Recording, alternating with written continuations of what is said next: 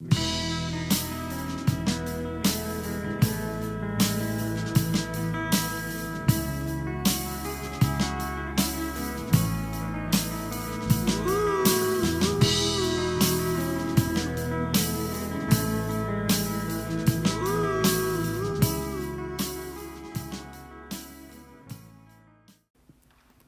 ini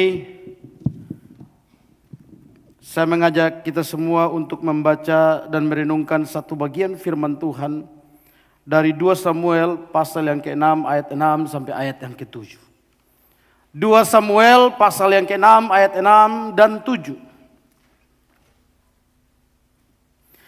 Ketika mereka sampai di tempat pengirikan Nakhon, maka Usa mengulurkan tangannya kepada tabut Allah itu, lalu memegangnya, karena lembu-lembu itu tergelincir. Maka bangkitlah murka Tuhan terhadap Usa. Lalu Allah membunuh dia di sana karena keteledorannya itu. Ia mati di sana dekat tabut itu. Teks yang kita baca ini mengisahkan tentang ketika Daud setelah menjadi raja Israel, dia ingat akan janjinya tentang tabut Allah, dan kemudian dia pergi untuk menjemput tabut Allah yang telah dibawa oleh orang-orang Filistin, dan untuk dia bawa kembali ke Yerusalem. Lalu dalam perjalanan membawa tabut Allah itulah suatu insiden terjadi. Ketika tabut itu dibawa, tabut itu ditaruh di atas, dipikul oleh kerbau, lembu-lembu. Tetapi ternyata insiden terjadi, lembu itu tergelincir dan akhirnya tabut Allah jatuh ke tanah. Tetapi karena ketika Usa melihat hal itu, dia berusaha mencegah tabut Allah jangan jatuh sampai ke tanah. Tindakan Usa ini kemudian ternyata mengakibatkan dalam ayat yang ke-7 dikatakan, maka Allah membunuh Usa atas tindakan itu. Ini menimbulkan berbagai pertanyaan. Apakah dosa daripada Usa? Apa salah dari Usa? Bukankah Usa sudah berusaha melakukan sesuatu yang terbaik? Bukankah Usa berusaha menyelamatkan supaya baik tabut itu jangan jatuh sampai ke tanah? Bukankah ini tindakan yang harusnya mendapatkan pujian?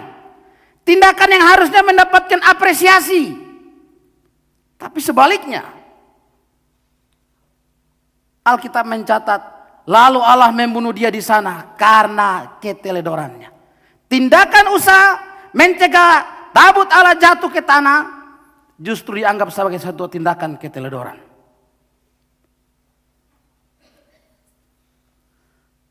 Pertanyaan ini perlu kita jawab, mengapa Allah membunuh Usa? Kalau kita membaca Alkitab, setiap kali Allah bertindak dengan keras, Allah menghukum dengan keras kepada umat manusia, itu berarti ada satu pelanggaran yang serius. Kita bisa melihat dalam Kejadian pasal 3, di mana setelah kejatuhan manusia ke dalam dosa, Allah dengan tegas, dengan keras mengusir Adam dan Hawa dari Taman Eden. Lalu Tuhan Allah mengusir dia dari Taman Eden, Kejadian 3 ayat 25, 23, 24. Supaya ia mengusahakan tanah dari mana ia diambil. Ia menghalau manusia itu, dan di sebelah timur Taman Eden ditempatkannya beberapa kerub dengan pedang yang bernyala-nyala dan menyambar-nyambar untuk menjaga jalan ke pohon kehidupan. Pasca kejatuhan Adam dan Hawa, Tuhan menyikapi secara serius. Tuhan kemudian mengusir Adam dan Hawa dari Taman Eden. Tindakan Tuhan adalah bertolak dari kejatuhan Adam dan Hawa ke dalam dosa. Mungkin ada yang menganggap toh hanya makan buah pohon itu satu hal yang sepele. Tetapi tindakan itu sebetulnya menunjukkan bahwa manusia sebetulnya tidak mau taat, tidak mengakui, tidak mau taat kepada perintah Tuhan. Kita juga bisa melihat dalam zaman Nuh, dalam Kejadian pasal yang ke-6.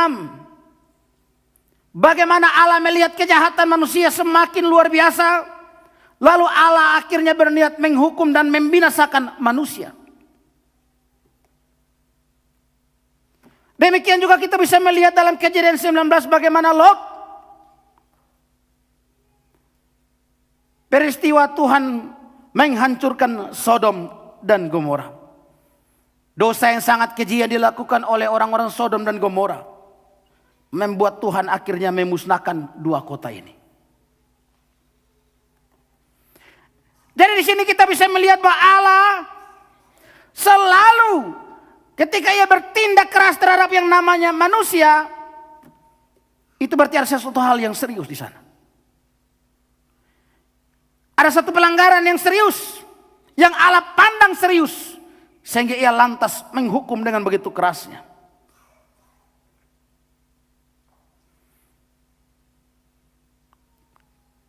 Apa yang kita baca hari ini tentang peristiwa yang menimpa Usa dalam 2 Samuel 6 ini memang tidak memberi penjelasan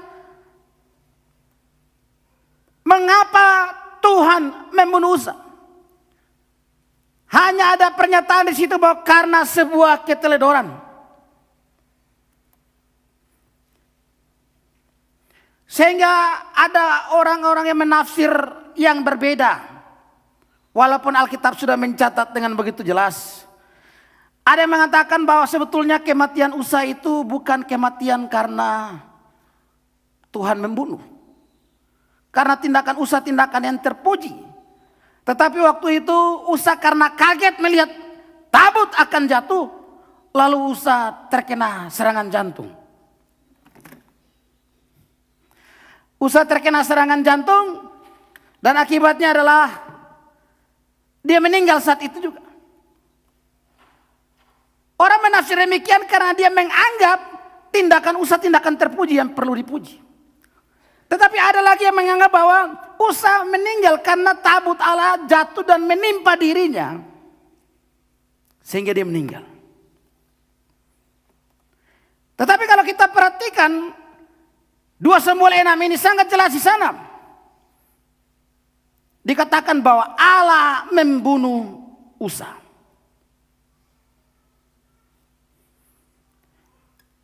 Usa melihat tabut akan jatuh.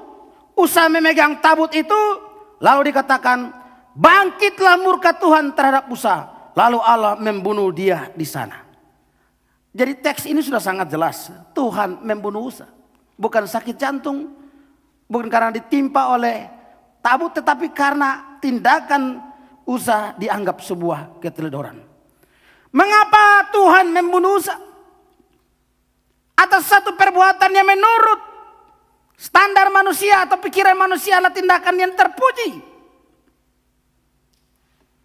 Kita bisa pahami ini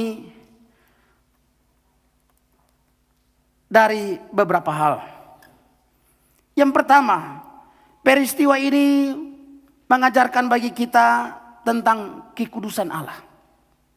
Allah adalah Allah yang kudus, dan Allah yang kudus tidak bisa bersekutu dengan yang namanya dosa, sekecil apapun itu. Kekudusan Allah membuat dia tidak bisa bersekutu dengan dosa sekecil apapun.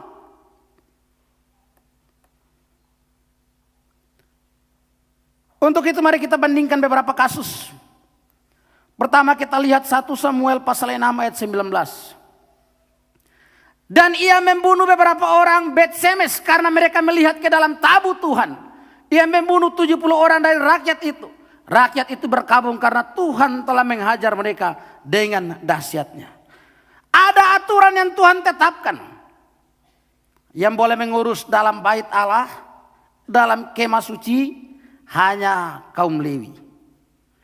Yang boleh memikul tabut adalah dari Bani Kehat. Memikul pun tidak boleh memakai lembu. Tapi waktu sebelum dipikul, Harun dan anak-anaknya wajib menudungi tabut. Dan tidak boleh ada yang melihat secara langsung. Tidak boleh ada yang menyentuhnya. Dalam peristiwa 1 Samuel 6 ini, orang Bet Semes melihat ke dalam tabut dan itu menimbulkan murka Tuhan.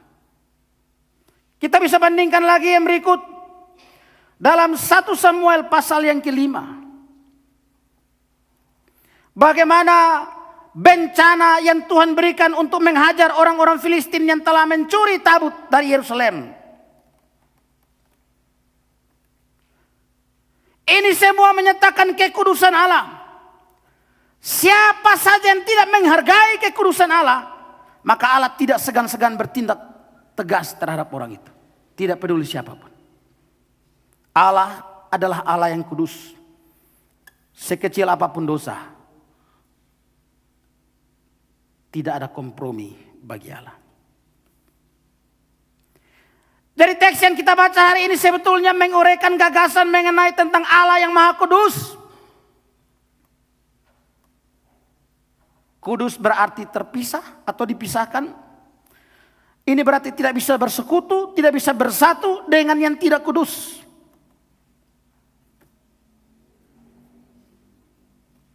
Oleh karena itu kekudusan Allah seharusnya direspon oleh manusia dengan cara menghormatinya. Dan cara menghormati Allah adalah dengan tidak berbuat sembarangan.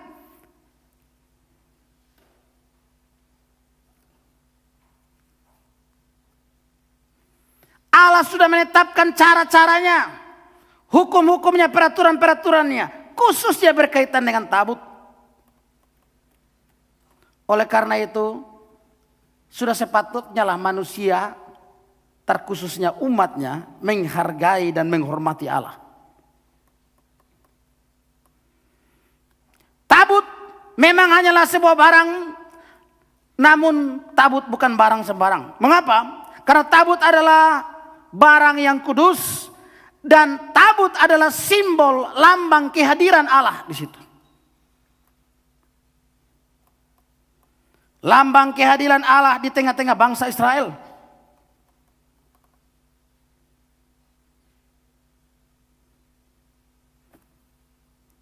Sehingga dengan melanggar aturan Tuhan yang melarang jangan melihat ke tabut, jangan menyentuh tabut, berarti tidak menghormati kekudusan Tuhan.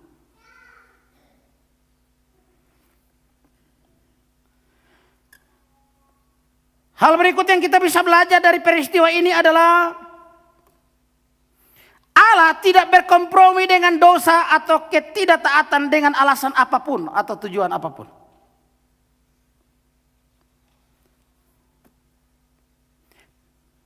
Allah tidak kompromi.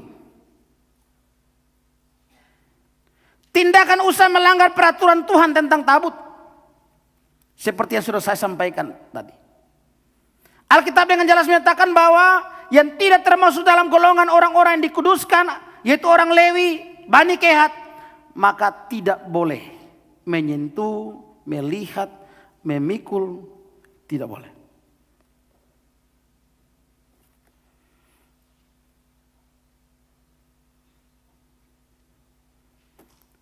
Tetapi ternyata Usa melakukan sesuatu yang tidak diperintahkan Tuhan.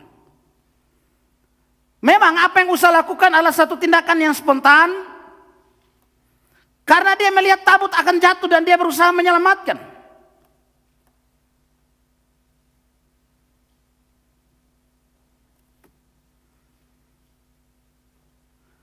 Dan inilah yang kemudian banyak orang tidak bisa menerima tindakan Allah di sini. Tetapi untuk menjawab banyak protes dari orang-orang yang tidak bisa menerima tindakan Allah ini, ada seorang penafsir memberikan perumpamaan seperti ini. Tindakan Usa yang memegang tabut Allah itu bagaikan seseorang yang secara tidak sengaja memegang kabel listrik bertegangan tinggi. Entah orang itu berniat baik atau berniat jahat, tetapi yang namanya berurusan dengan listrik bertegangan tinggi, ya hangus terbakar.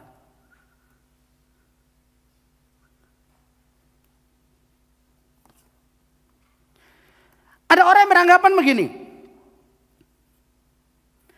mungkin Tuhan membunuh Usa Mungkin Usa menahan itu atau memegang tabut itu karena Usa tidak mengetahui tentang aturan, larangan mengenai tidak boleh menyentuh atau memegang tabut.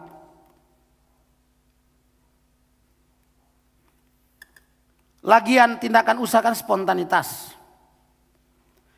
Untuk anggapan seperti ini, kalau kita lihat teks yang kita baca tadi, jelas dikatakan di sana bahwa Usa tahu peraturan itu. Pengetahuan Usa akan peraturan itu dapat kita lihat dari kata teledor, yang kalau terjemahan lama menggunakan kata alpa, berarti ada unsur kesengajaan. Usa tahu bahwa ada larangan Tuhan jangan pegang tabut, tapi Usa secara sengaja karena berniat menyelamatkan tabut, secara sengaja melanggar aturan itu. Ini kita lihat 2 Samuel 6 ayat 7 dalam terjemahan lama.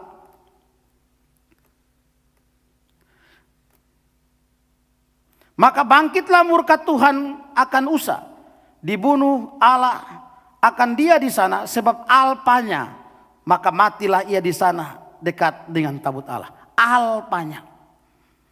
Sedangkan terjemahan baru mengatakan keteledorannya.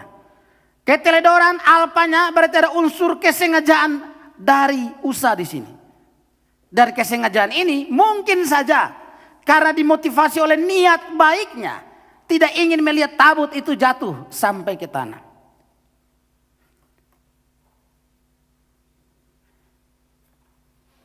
Tetapi karena sudah ada larangan Tuhan, maka jelas tindakan Allah membunuh Usa bukan tindakan sembarangan. Tindakan Allah membunuh Usa bertolak dari aturan larangannya, jangan menyentuh. Tapi seandainya pun Usa tidak tahu tentang peraturan itu, tindakan Usa tetaplah salah. Sebab hukum atau ketetapan Allah tetap berlaku kapanpun dan dimanapun.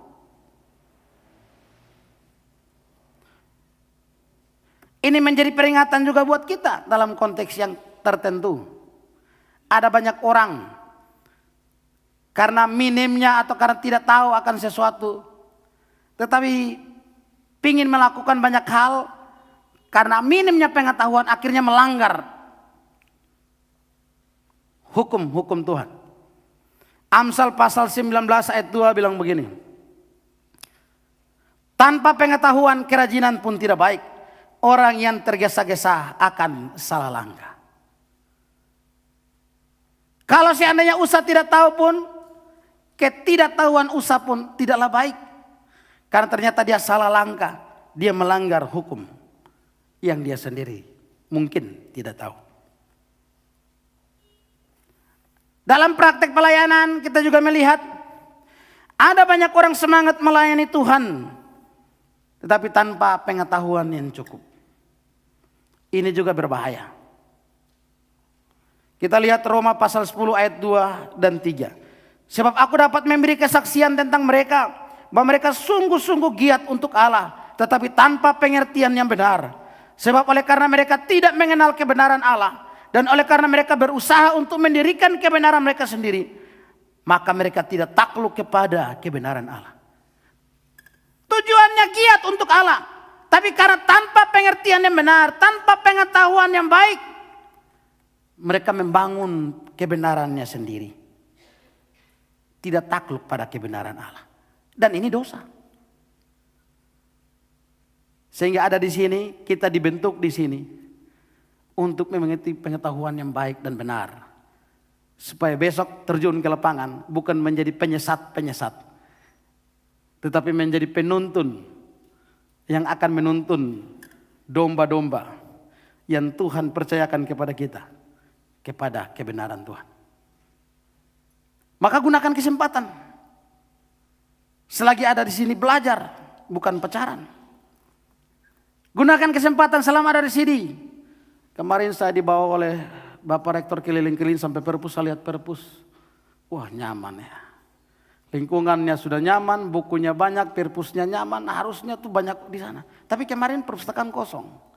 Saya tidak tahu apa karena memang lagi belum jam belajar atau gimana. Kata Pak Rektor nanti malam-malam Banyak yang baca-baca di situ. Harusnya digunakan semaksimal mungkin. Buku-buku sudah ada, tinggal izin baca. Serap banyak ilmu, pengetahuan. Supaya apa? Dengan banyak pengetahuan itulah yang akan membuat apapun yang besok kita lakukan, pelayanan kita menjadi baik. Bukan menyesatkan. Saudara, memang apa yang Usa lakukan bisa saja bagi orang tertentu itu dianggap bukan suatu kesalahan. Karena murni suatu niat yang tulus supaya tabut Allah jangan jatuh. Mungkin Usa berpikir bahwa walaupun Tuhan ada larang, tapi kan saya tujuannya baik nih. Dan ini kan situasional, kalau saya tidak melakukan itu tabut jatuh ke tanah. Bahaya lagi. Tapi faktanya apapun alasannya Usa, niat baiknya Usa, tetap bagi Tuhan, alasan apapun itu tidaklah cukup dijadikan sebagai dasar untuk suatu pembenaran. Tuhan sudah membuat aturan, tabut tidak boleh dipegang, disentuh, aturan itu tetap. Maka tidak ada satu alasan apapun untuk pembenaran yang memperbolehkan kita melanggar aturan Tuhan. Dari sini kita mendapat satu pelajaran bahwa mentaati perintah Tuhan jauh lebih penting, jauh lebih baik daripada pekerjaan apapun yang menurut kita baik. Ukuran kebaikan dan kepatuhan bukanlah menurut standar dunia, bukan menurut standar moral manusia, melainkan menurut standar hukum yang sudah Tuhan tetapkan.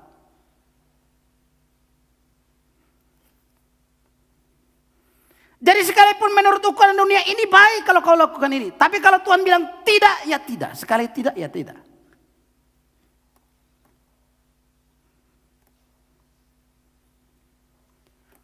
Ini berarti apa yang baik menurut dunia, apa yang baik menurut kita belum tentu baik dalam pandangan Allah.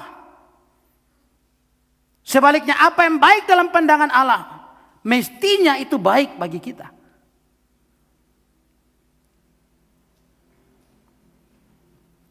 Yang baik belum tentu benar, tetapi yang benar itu pasti baik. Apa yang baik menurut Usa tidak benar dalam pandangan Tuhan.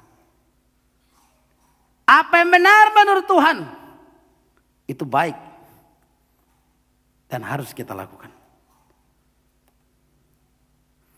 Usa menjadi peringatan bagi kita semua pada pagi hari ini.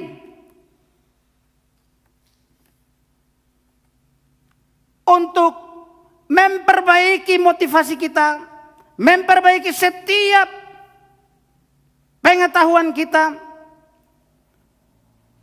supaya ketika kita mau melakukan apapun, standarnya tetaplah Tuhan, firman-Nya, dan bukan standar moral dunia ini atau manusia.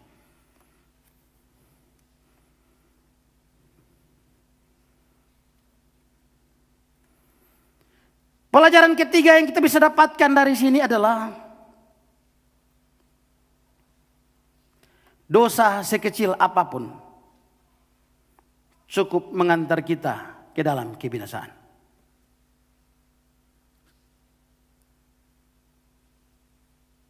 Dosa sekecil apapun cukup mengantar kita ke dalam kebinasaan.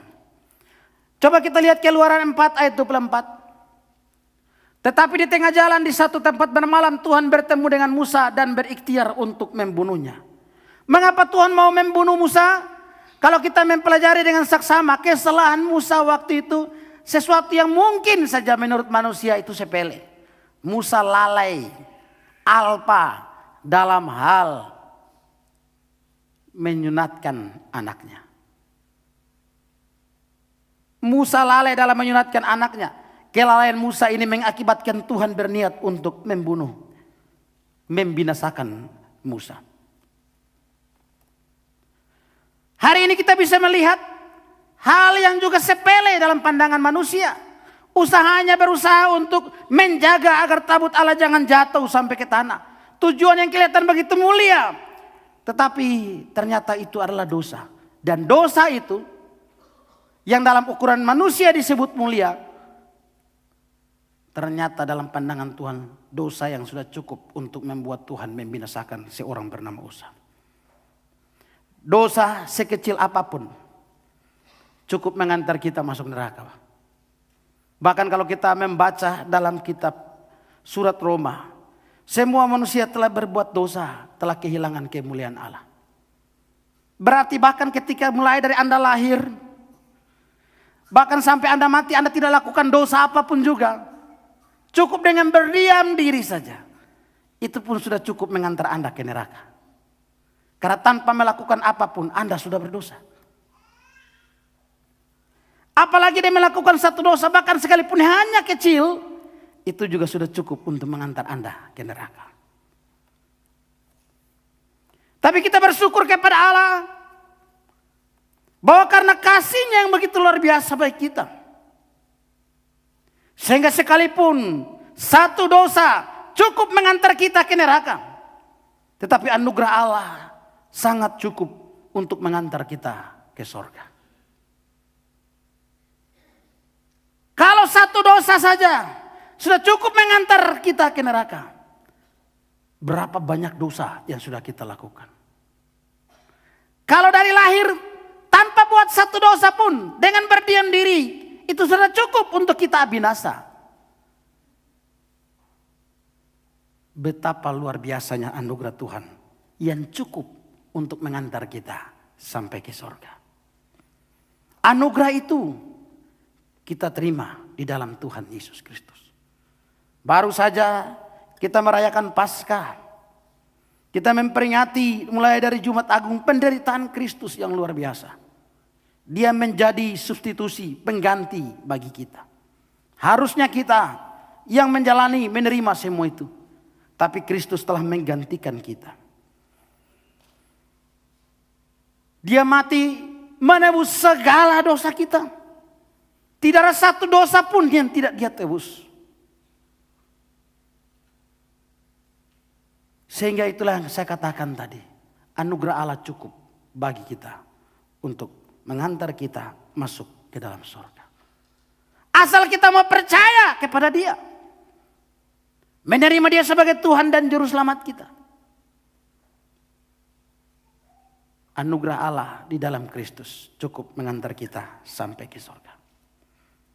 Ibrani pasal 13 ayat yang ke-12 berkata, itu jugalah sebabnya Yesus telah menderita di luar pintu gerbang untuk menguduskan umatnya dengan darahnya sendiri.